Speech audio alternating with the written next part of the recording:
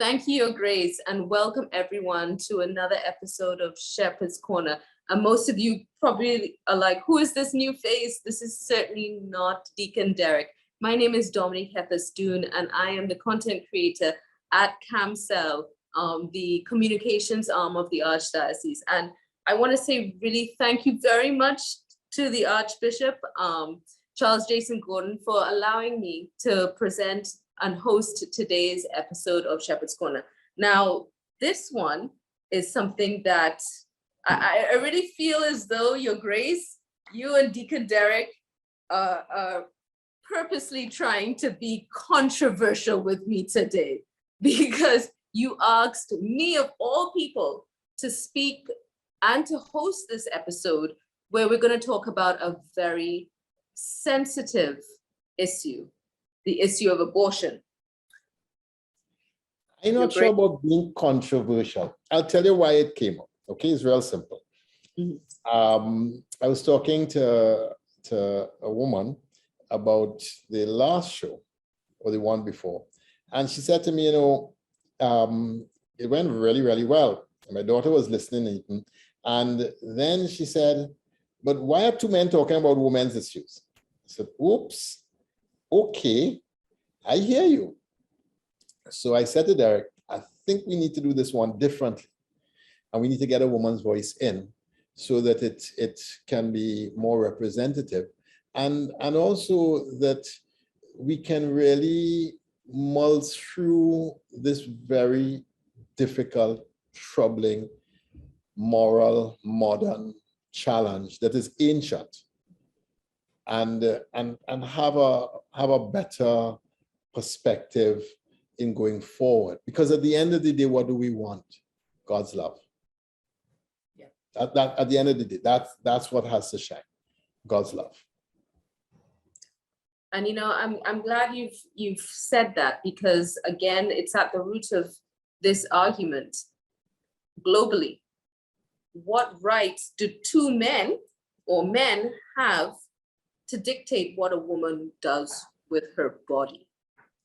Well, many people believe that abortion is a gender issue because it's really about a woman's body. I see it differently. I believe that abortion is really a life issue, because yes, the life is happening inside of a woman's body, but that life was brought about by both a man and a woman. And also that life is a unique life before God. It's not like her kidneys or her spleen or her colon that is genetically identical to everything else in her body. This life is genetically unique, but it is housed in her body for this period of time. And the fact that the life is genetically unique really says that we're talking about another person and not just simply an organ of her body.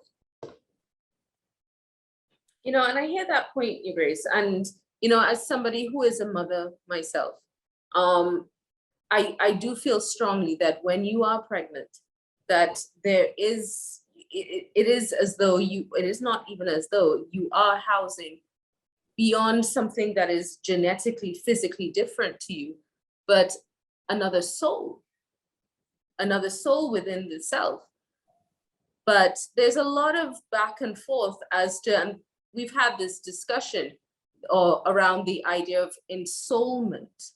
So is it at what point does the soul arguably enter? And I want to start there, because there's so many ways we can go with this conversation, but I want to start there because I think it's important to ground this. If we're going to talk morals, if we're going to talk values, if we're going to, let's start with the key. We are talking about a connection with God. We're having a faith-based conversation. Let's start with the soul. That's a great place to start. Aristotle, who everybody kind of followed, one of the greatest thinkers we've ever had. Aristotle had a bad biology, and his biological model was that the woman was just the home for the being, but it's really the sperm that kind of grew into this being inside of the woman. And so the notion of ensoulment came about from him, and it varies in different religious traditions. Some will say at 3 months, some will say at a few weeks, and some will say 7 months, some will say at the moment of birth. But the notion of ensoulment, when does this thing become a human being, has been one of the hot debates ever since ever. Tertullian, a 2nd century theologian, says that which one day will be a human is human already. In other words, don't talk about when it becomes a human. It already has everything to be human if it is not disturbed. Mm-hmm. And the disturbance of it is the disturbance of a human life. So that which one day will be human is human already, is Tertullian's answer to that question. Okay, that's a great answer. But then as you were speaking, I thought, but what about the life of the woman? You know, yeah. And I think that's where this becomes extremely touchy and sensitive. And I know for me personally, I have a particular stance on that. And I really want to convey to the audience listening that I do consider myself a strong Catholic, you know, and all of those things. I am somebody who I don't think I could do that for myself. However, there's this question of, is it right for a state, a man, an institution to have full rights over what a woman should do with her body? And we can talk at length about all the scenarios in which abortion could probably, you know, be prevented, or rather it should happen.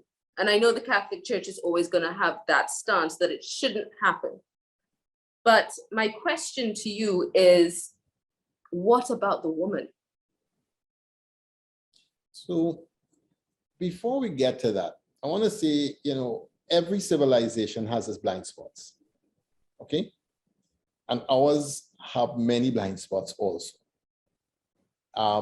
300 years ago, the color blind spot was crazy. And based on color, people believed that certain people weren't real people.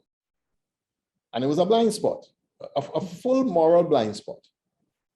So we know that civilizations have these blind spots. And the question really is, what is the blind spot in our civilization? And when you're operating in an area of a blind spot, how do you find truth in the midst of that? That's really the question that we're asking about. And, you know, the fact that abortion is such a highly contested issue already tells you this is one of the moral blind spots in the time in which we are living. And therefore, seeing it clearly is very, very, very difficult. Very difficult. Now, the church sees protecting the unborn child as a high priority, for the same reason that the church will see protecting the person at the end of their life as a high priority. For the same reason that the church, through moral reflection, has come to realize and see and teach that the taking of somebody's life by the state is not justifiable. So the church sees life as a seamless garment, a beautiful tapestry. And if you cut from it on any side, you're destroying the integrity of the whole fabric. Mm-hmm. And if you use the seamless garment, whether you're talking about the child in the womb, the woman's body or her life, you're talking about the prisoner, you're talking about somebody who has done the worst and most heinous crimes, because each life has human dignity imbued in it already. And therefore, no matter what the person has or has not done, that life needs to be protected.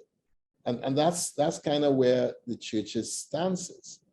Now, if you want to go now to your question about what about the life of the woman, that's a very serious question, because, you know, I want you to consider a woman who gets pregnant, all right?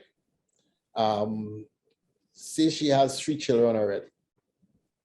And let's suppose that objectively she determines that really and truly she can't cope with a 4th child, emotionally, financially, socially, every way. She can't cope with a 4th child. Would we have the same reaction if she had an abortion as if she killed her eldest child, which would be the most expensive to keep?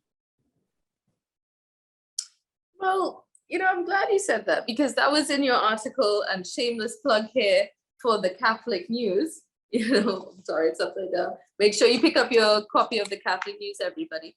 But I read that today, and I thought, as a woman, as a mother, once you've had the child and you've bonded with the child, and that child has a personality and is very much in your, I mean, practically speaking, but if it's a fetus and you don't know, okay.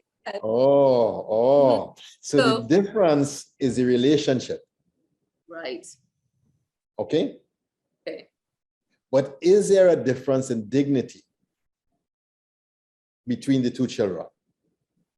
But then, what about the dignity of the woman? Who knows? Well, no, who knows that if she makes this very tough decision, and we will go into that aspect of things in a little bit, but if she makes this very difficult decision, what does that mean for her 3 children who are alive, who she has relationships with, who she is bonded with? You know, does it mean a certain, a further slip socio and economically? You know, we live, we don't live in another world. And I agree with that. And that's why, you know, the church has run adoption agencies all over the world. That's the reason why. Because there are some cases where genuinely the mother can't raise her child. Genuine. And what the church counsels is, okay, bring that child and let's put that child up for adoption into a family who wants children. And I know of many families who could not have children, who have adopted children at birth, paid for everything for mom to have, go through her pregnancy and have the child, have proper nutrition and everything, and then and then adopt. So there are always other options. But if we don't give a woman the other options, and this is where I see your point, if we are not giving the woman the other options, then we are actually backdooring her into the one option that she sees available. Well, that's why the church must give the other options. I'm glad you raised the issue of adoptions, and I want to raise 2 points to that. The first one is, and I agree with you, you know, I've always said, thankfully, and I really believe it's a grace that, you know, I've never been put in that position. However, and I always thought if I have had to have been put in that position, that is the route I arguably would have taken. But if you're a 16-year-old girl, you're living in Trinidad and Tobago, something traumatic happens to you, or it doesn't even need to be traumatic. You know, there's an accident, there's a mistake, you end up pregnant. And carrying that child, going through that pregnancy, even if you think, yeah, I am going to go the route of adoption. And once again, I'm not aware of our adoption systems in Trinidad and Tobago, how well established they are, you know, how much privacy and discretion there is. So I can't really speak to whether that is a viable option for us right here in Trinidad and Tobago. But there's an element of stigma and there's trauma around a young girl going through a full pregnancy. Because yes, again, in an ideal world, that's what we would all do. Nobody wants to make this decision.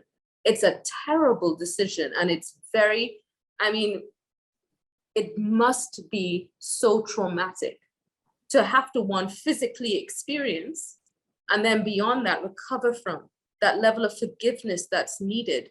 But going back to the 16-year-old girl who's found herself pregnant and is now considering between adoption and abortion, what would you do? You would be terrified. We're not all the Virgin Mary who is going to be like, yes, Lord, I accept that. And, that's what we are working to. But should we ever make a decision between my shame and another person's life? Should we be making, Touche, Grace. I like that one. Should we be making that decision between my shame of being pregnant or another person's life that they will never have the opportunity of living their life? Is that a reasonable moral choice? Well, but then you say the opportunity to live life. What's going to happen to the 16-year-old girl? Is she going to get a fair opportunity? She's made a mistake, right. And I think this is something that, this is why it's so sensitive. You make a mistake. You slip up. There's a grave consequence to this mistake. Yes. And then you are faced with this choice. And now you've done an adult action and you have an adult consequence. Sure. And now you have to grow up as an adult. But then where does the church step in? And there are many places where the church will step in here. So we run a home for young women who get pregnant called Mary Care Center. And the Mary Care Center was set up because Archbishop Pantin had said over and over and over again, abortion is wrong, abortion is wrong, abortion is wrong. Okay, fine. But how do you help the young woman who is pregnant, whose parents are putting her out of home because she is pregnant? How do you help that young woman? And so he started Mary Care Center.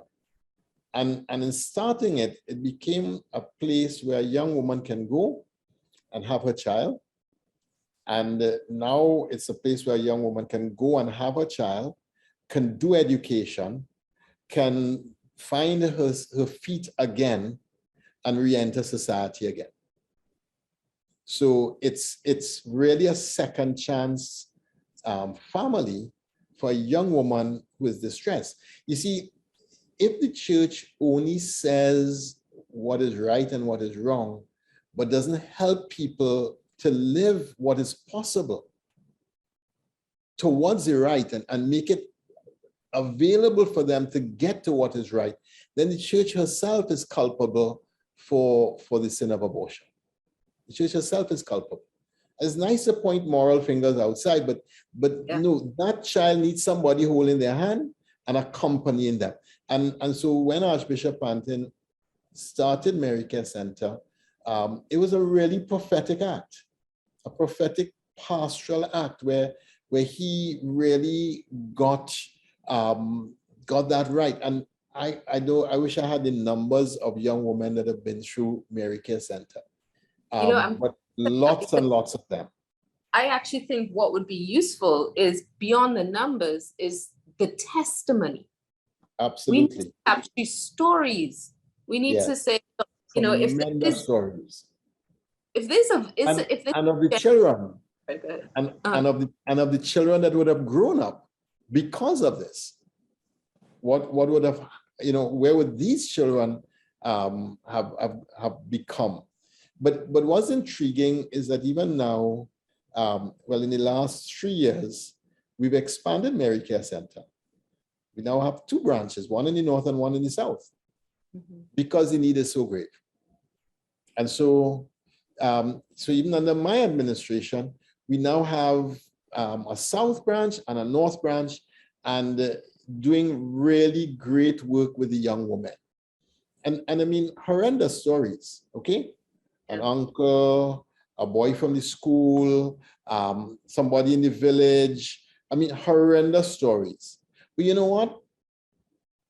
They still have such joy, such hope. Some of them are real children, really, really children.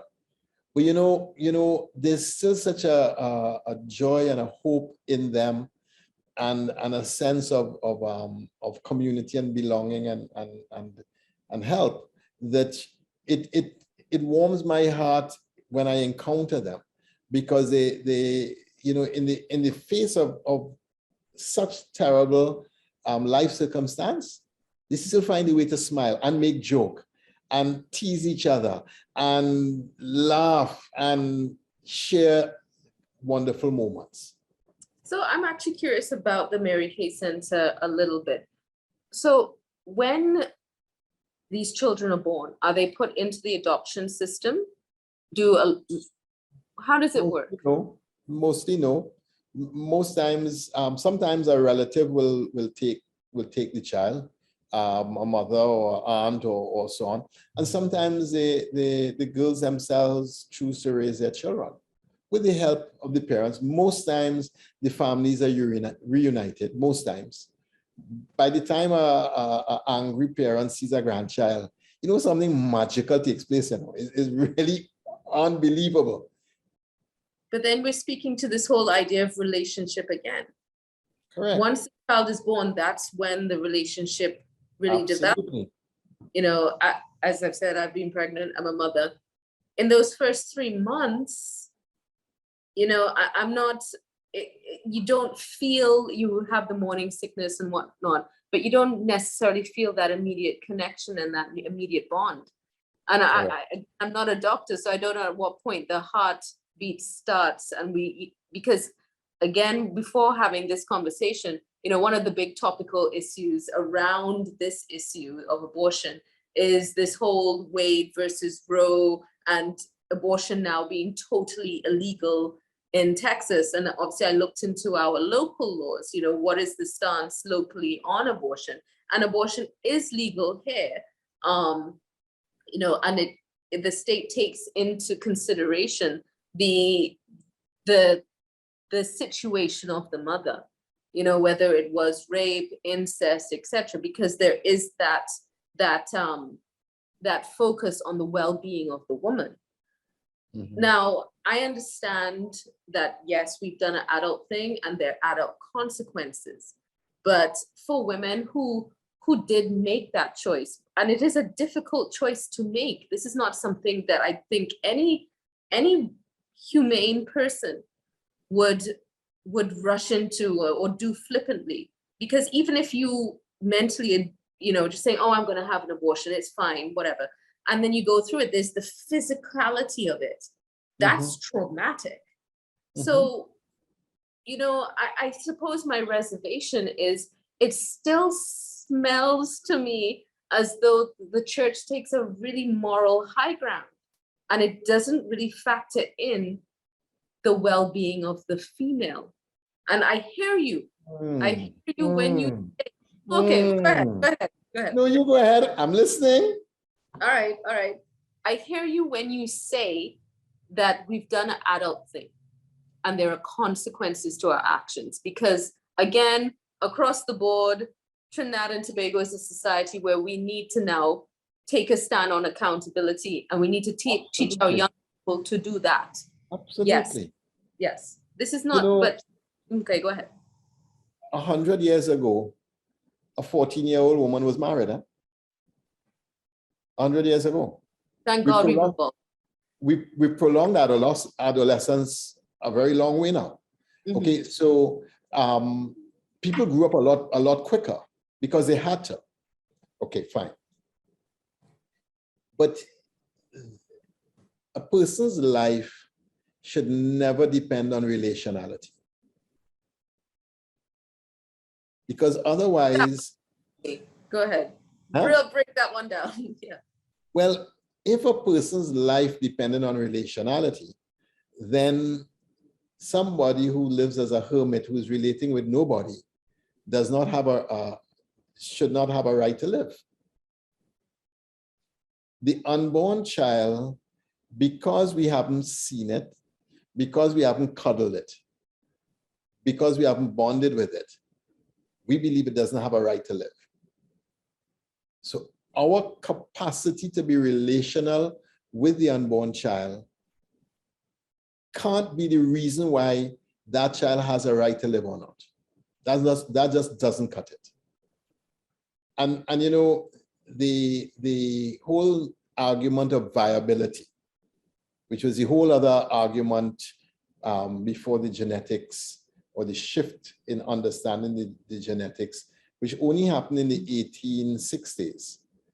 That the whole thing of viability was, well, up to 3 months. Why 3 months? Well, because after 3 months, we could probably keep in the third trimester, we could definitely keep that child alive. In the second trimester, maybe. So it used to be that we will allow abortion up until we had the science to keep the child alive if it was born at that moment. Okay. Now your viability and your life can't be based on the science we happen to have right now. Can't be based on that. Otherwise, I mean, now we probably could keep from the moment of conception, we could probably keep it alive outside of the woman's womb. I don't know, but sometimes that will happen. We grow a womb and have it doing whatever. So that means, so now it's human from the moment of conception then? You can't argue the viability argument, because it means that you determine when that being is human by the science that we happen to have right now. Right. The church's stance is really simple. That which one day will be a human being is already a human being. It will, if you leave it alone, it will be a fetus, it will be a baby, it will be a toddler, it will be a child, it will be an adolescent, it will be an adult, it will be an old person. Just leave it alone.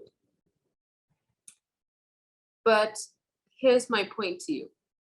And you rightly said that the church has a lot of structures and systems in place to take the child to birth. Is the state really going to raise that child? I mean, what are we talking about? As you've just said, you've just spelled out human life. So the church also has other homes where we have children. Living Water has a home where we have babies who are unwanted. I know that that Emmanuel had one at one stage. I'm not sure if it's still open. Eternal Light has. So we also take babies that are unwanted from various people and raise them. And through the system, get them adopted out or get them reunited with families, with their families. But the role of the church has to be both love, truth, and mercy. So then I ask you, what kind of quality, and this is what I was kind of inferring before, what kind of quality of life will these children realistically have? I have met children that have come through our homes that have done quite amazing things. Quite amazing things. I mean, I think of one family who it was 3 of them, a girl and 2 boys. And they came into our home at a very young age and graduated into the adolescent homes afterwards. And I mean, not too long ago, I met up with them and doing amazing things. The young woman is married and teaching in a school. One of the young men is married and is a tradesman, and the other one, he has a child, doting and devoted over his child, supporting his child. He's a hands-on dad and has trade and is doing wonderful stuff. That's one family. I mean, I know of other people who have come out of our homes. I mean, we have a doctor who has come out of our home. We have accountants. We have supervisors in the industry. We have, I mean, I know of people who've come out of our homes who have done quite amazing things. So every life should be given a chance to flourish. And that's a simple point of the thing. And so it's not us wanting to make laws over a woman's body. It is saying, okay, we get it that it is a woman's body, but it is not a part of the woman's body the way that other organs in her body are part of her body. It is genetically unique. It has its own DNA structure. It is a life on its own. And that makes it not a part of a woman's body, but a life inside of a woman's body. And I think that that's a very different proposition. I understand that. And again, as somebody who has been pregnant, that was certainly definitely my experience. Now, but I'm glad you brought up this idea of a woman's body, but I want to broaden it a little bit to a woman's well-being. And this is something that I really want to speak to locally and globally. And it's kind of hinging on a point that I previously made about the trauma associated with maybe a young person, getting pregnant by accident, or maybe it was some of those horrific stories that we all know and hear about, and you would have also directly seen and witnessed within those different homes. Now, there's a lot of judgment that is associated with making that decision. So, for example, if I've already made that decision and I've gone through with the abortion, there's a lot of healing that needs to take place. And when it is known, I mean, why, if I had had an abortion, why on earth would I come to an organization that I know is judging the act that I've just done? But certainly that's the role as church. Churches, we're church right here. Church is community. Church is all of us together as a collective consciousness. But I've just made this choice. I have so much shame. I have so much that I am going through within myself. And I know the church is judging me. And beyond the church, society, based on the perceived church teachings. Why on earth would I come to this organization? I would automatically know I had to remove myself. Okay. So how old are your children now? 8 and 10, going to be 11 in July. Great. Have you ever warned your child, any of your children, because you see they're about to do something really, really foolish, and you gave the sternest warning, hoping that would be sufficient to stop them from doing what is really, really foolish? You've ever used that technique? Many times. I wouldn't even say it's a stern warning. It's the uncontrollable. Yeah. Good. And they do this stupid, and they get hurt. What's your next reaction? I told you. I'm the wrong person to ask you, Grace. What did I just tell you? What did I just tell you? What's the next reaction? So after you did, I told you so, what did I just tell you? What's your next reaction? They're hurting. What do you do now? Well, then I nurture. Then I love. No. No. I want to step back a bit, because you're assuming, and this is my point, they're not necessarily going to come back into the fold of the church. And I hear that. but I want to start from the most human of all, because of the question you asked me. Mhm. A mother who loves their child has to teach the child what the truth is. If I'm not teaching you what is true, I don't love you. Love requires truth. And if I'm not teaching you truth, I am not really loving you. So if I say, oh, well, darling, it's okay, go and do whatever you think is best, it's all right, da, da, da, da, da, that's not love. And you know that with your children. Why do you want them? Because you want the best out of them. Why do you want them? You don't want them to make foolish mistakes. Why do you want them? You want them to understand and be conscious enough to make really nice choices throughout their life. That's why you want. And the same reason why the church would say that, this is a grave matter. This is a significantly grave matter. But the church will also say, if you come and say, well, I did this and I was really foolish, I feel terrible. Come. Let's talk about this now. Come, let's talk about this. And let's talk about God's mercy for you. And let's talk through this process. And I think you have to see the church as mother first. But again, this is all very ideal. And this is obviously, this would be best practice, but the reality is that's not always the case. People, I mean, you see it all over the world, these very extreme reactions to abortion, the shame, I don't know. I have met many women who have had abortions, and I never ran out of the room screaming, nor did I blame them or shame them. Mm-hmm. I listened patiently and attentively to what their story was.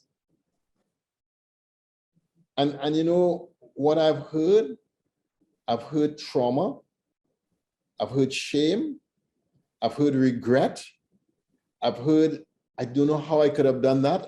I don't know what I was thinking. I've heard sometimes like you come out of a bubble and all of a sudden you're now seeing the thing differently. I've heard a lot of that. I've heard a lot of regret. I've heard a lot of that. And my job at that stage is not to cast blame or shame. My job is to say, your father loves you more than you can ever imagine.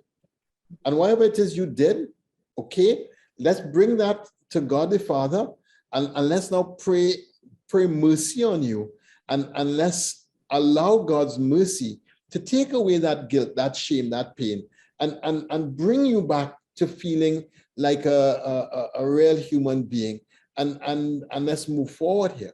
Most times I would say to the mother, name that child. I'm going to offer masses for that child. And I would offer masses for the soul of that child. And that also does something very, very powerful for the woman. Yeah. Because now it's not a thing that happened, it's actually a child that is in heaven. And that child has a name, and now masses are being offered for that. And that, for many women, is a very healing moment that allows the reconnection and allows the healing to flow. I that is a really beautiful practice, and I fully agree with that. Now, I have also heard women say to me, because I too know women who have had abortions, and across the board, the ones that I've spoken to always have that sense of grief. Yes. But that being said, the ones that I've also spoken to who haven't regretted it have said they have regretted it. Let me rephrase, but they've said, there was no way I could have done it. So where does the church stand with that? When a woman feels though there was no choice at that time. So, so now we're going into some technicalities about mortal sin. Big topic. Big topic. So mortal sin requires three things. the matter must be grave matter. The person must be fully conscious of it, and they must give full consent. You need three things for it to be a mortal sin. And most women that I have spoken to, okay, it is objectively grave matter. Anytime a life is taken is grave matter. Whether it's in war, whether it's somebody being hung by the state, whether it's a gang person murdering, anytime a life is taken is grave matter. Full knowledge, most times it's not full knowledge, my experience. Full consent, most times people do what they think they need to do, but without feeling that they had real choices before their eyes. Yeah. And so, yeah, I fully agree with that. And so from that perspective, what you now have is a grave moral evil, not a mortal sin. Because it's not, the person has not, so for it to be a mortal sin, somebody would have to say, see me, I intend to take this life regardless, and set out to be destructive to the life. It will be the same thing of a parent who takes the life of one of their children or of their spouse. And that's so not because in a fit of anger or impaired in any way, but freely chooses to do so. Well, there's another definition for that. That's madness. That's not what a parent will normally do. That's somebody who's gone psychotic. Yeah. So if we accept that, then what we have to accept is that when it comes to the church's teaching on morality, yes, it's grave matter, but God's mercy supersedes every piece of foolishness we have ever done. Every piece of foolishness. Now, the church has a retreat every year called Rachel's Vineyard. It's a weekend retreat. And we have that retreat because we know that many, many women suffer trauma out of abortion. It's a whole process. It's an international retreat. It was designed by women internationally. And over here, it's run by women. A priest comes in to the weekend for the Eucharist, for confession, and for some very specific things. But it's largely run by women. And through the retreat weekend, what we offer is an opportunity for a woman who has had an abortion or many abortions to stand before God and to reconcile with God. You know, in the garden, when Adam and Eve sinned, the first thing that they did was they went to hide. First thing they did. Adam, Eve, where are you? We're hiding. Why are you hiding? Oh gosh, don't tell me when an ate the apple or the fruit I told you not to eat. Don't tell me that. So when we sin, the first thing we do is we hide. And who were we hiding from? We're hiding from God. Why were they hiding? They were hiding because they were ashamed. What's the next thing that happens? The human relationships break down. What's the next thing that happens? Relationship with the creation breaks down. What's the fourth thing that happens? Relationship with the self breaks down. That's the shame. Yeah. And these four primary relationships break down every time there's a grave sin.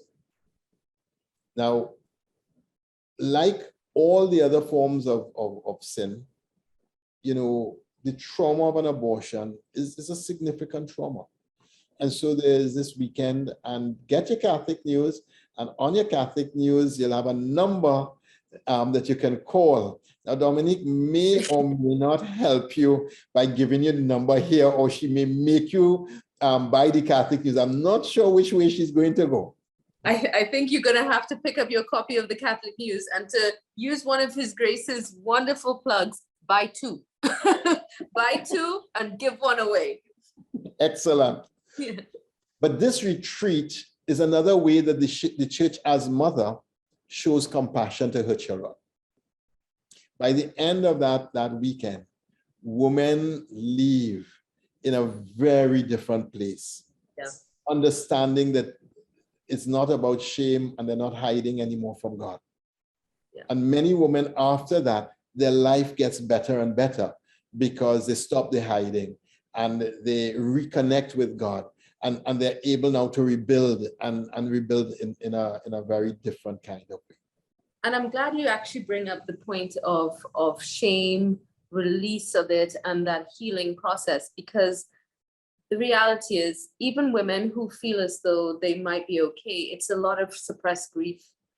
But I want to highlight what you've described to me is quite beautiful. And it is a church that is non-judgmental and compassionate. But this is not always the case in our real world. And I apologize. If any woman has experienced anything but that, I apologize. And I really feel like this is a nice opportunity for your grace, for you, not to speak necessarily, yes, to directly to women who would have experienced that trauma, but our wider society, that there's a lot of stigma around this topic and a lot of grief, a lot of pain, a lot of shame, a lot of trauma. And it doesn't behoove any of us to judge, you know, to quote, I mean, I think we should always go back to Jesus. Let he who is without sin cast the first stone. Right. And you see, where people get caught out is that the most profound teachings of the church are usually paradoxical. Truth and mercy. If we only do the truth and we say, well, it is sinful, it's moral evil, and it needs to stop, and da-da-da, all of that is true. Huh? If we only do the mercy and say, well, okay, you couldn't make a better choice, come, let's mop up the wound and the trauma after the fact. Both of either of those are inadequate without the other. As mother, the church has to say, just as you instruct your children, and I'm sure very gently and nobly, about what's right and wrong, and why making this choice is a really bad idea, and why the consequences aren't consequences you would want to live with. And children don't always listen to their mothers, as you probably will know with a 10-year-old. Right. Yeah. But on the other hand, the mother also has to, after the fact, come and say, all right, come. You messed up, all right. Let's get this better now. Let me help you with this healing now. And so the church does both truth and mercy. And that's the only way we can be true to Christ and to civilization. One of the things that we do in our age, we pin everything on the individual instance.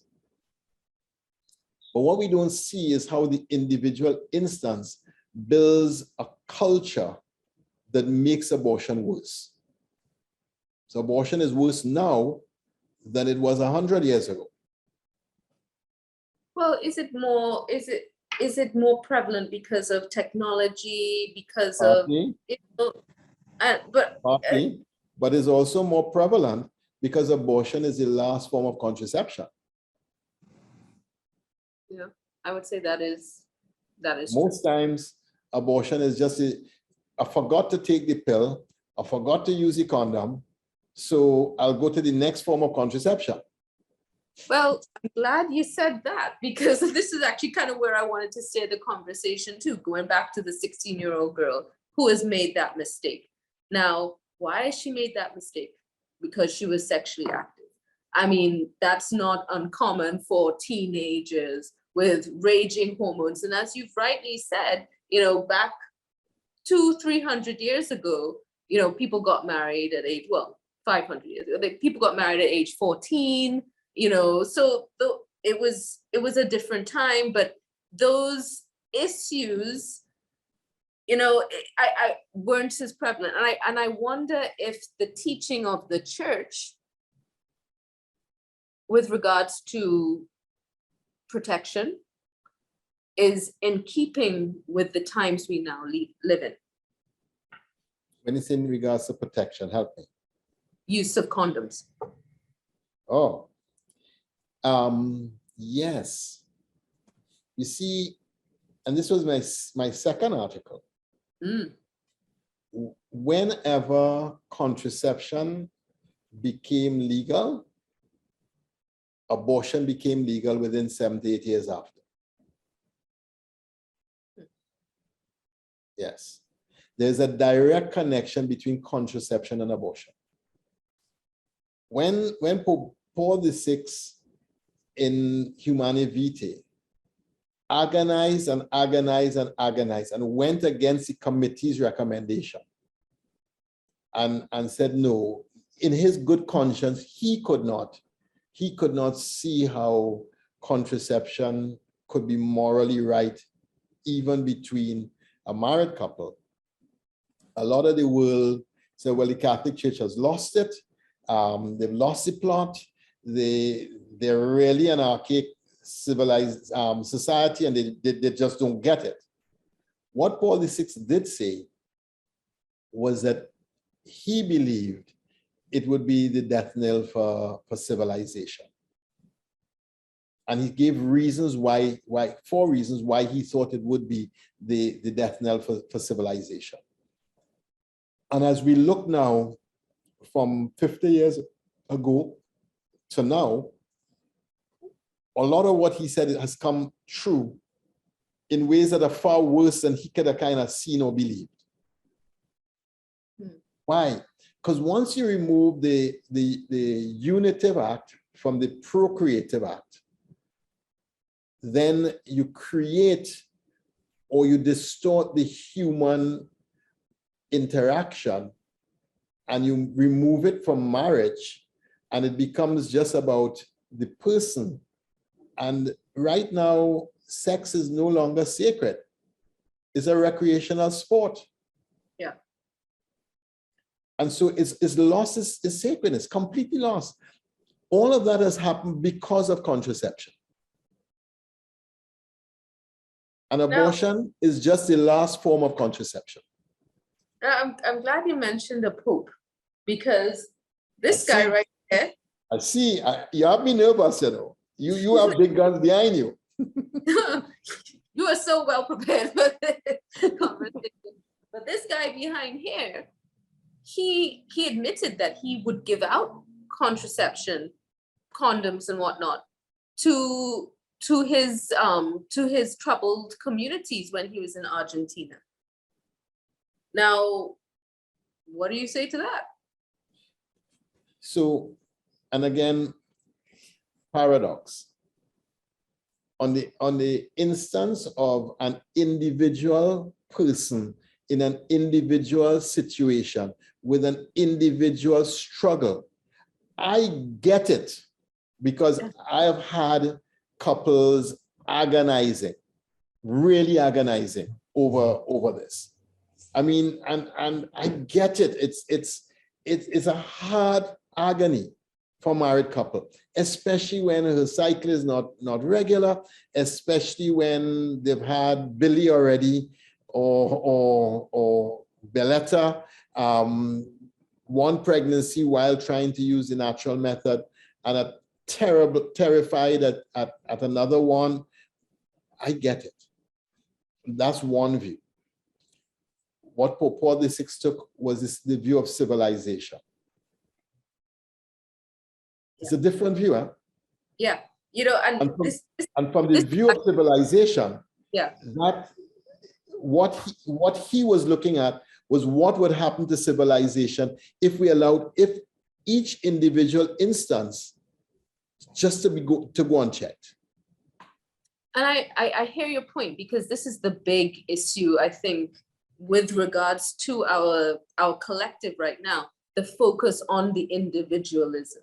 Mm-hmm. You know, and Pope Francis rightly says, we're not going to get through crises of our time through this individualistic mindset but the reality is we are individuals struggling, plodding along and going and I can understand the argument, well, being within the marriage, okay, to me that there is an argument for use of the Billings method.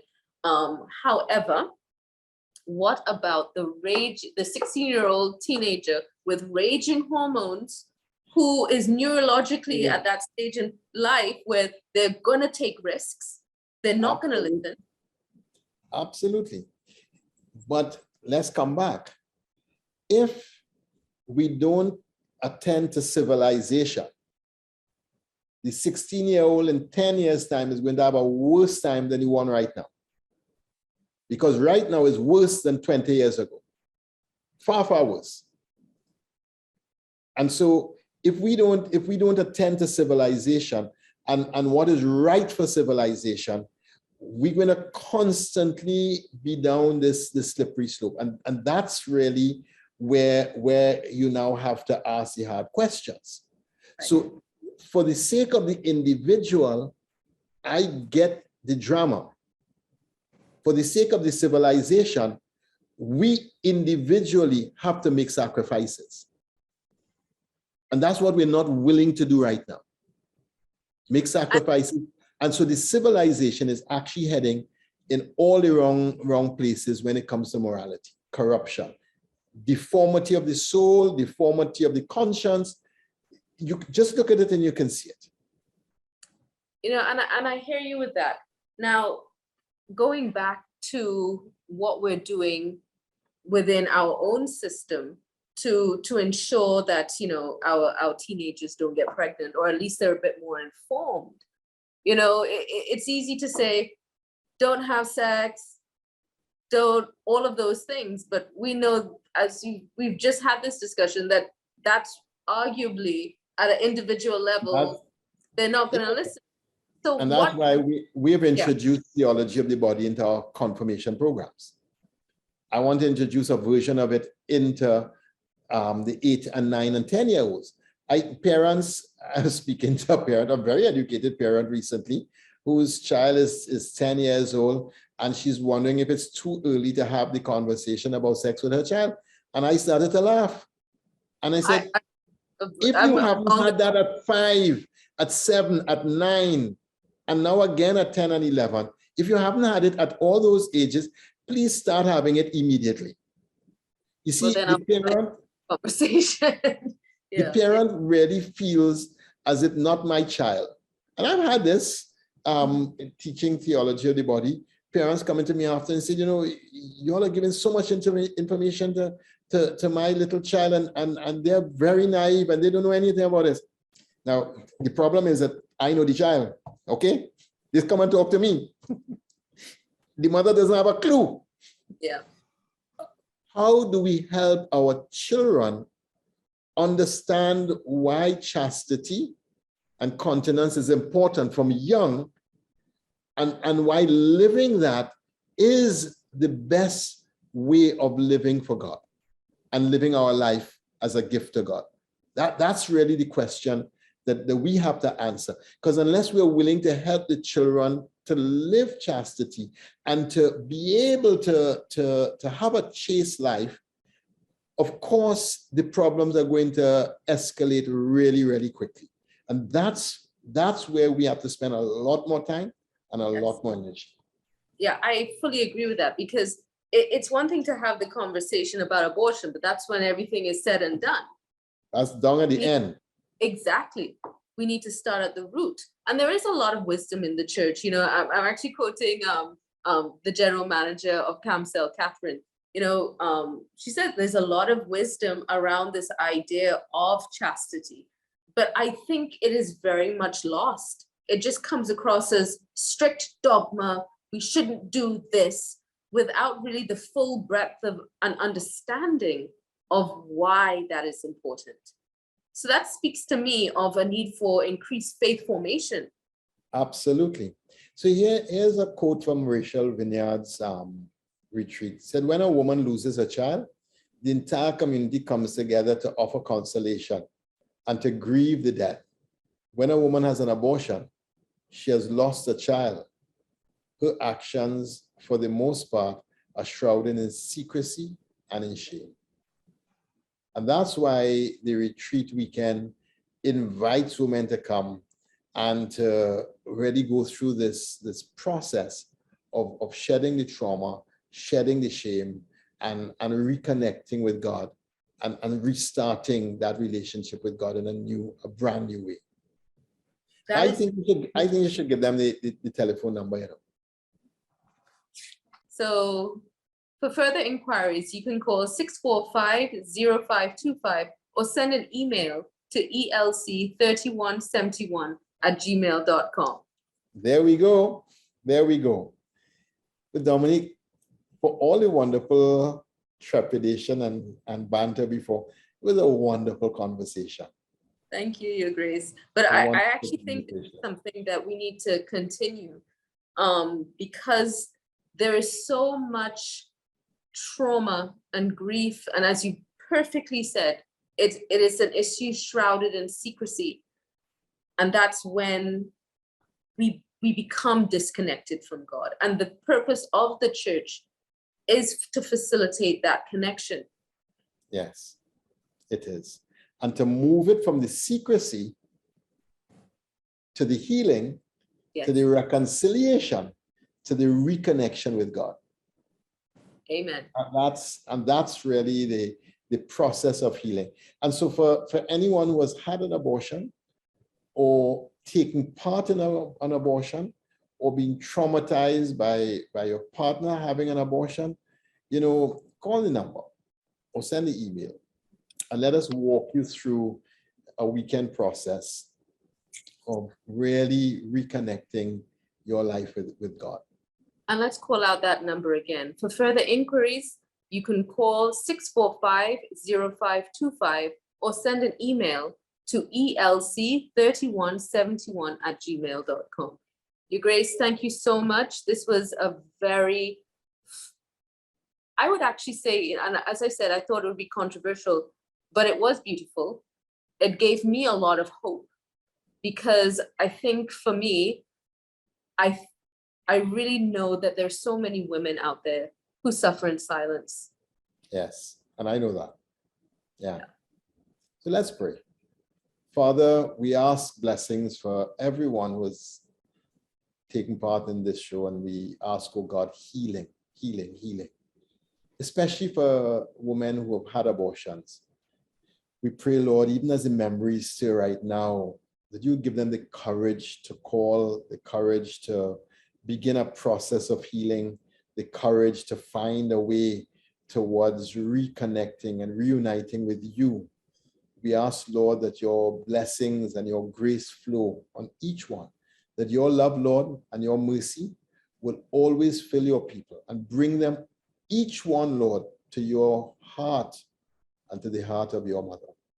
Make our prayers through Christ our Lord. Amen. Amen. Thank you very much, Dominique. God bless. Thank you. God bless.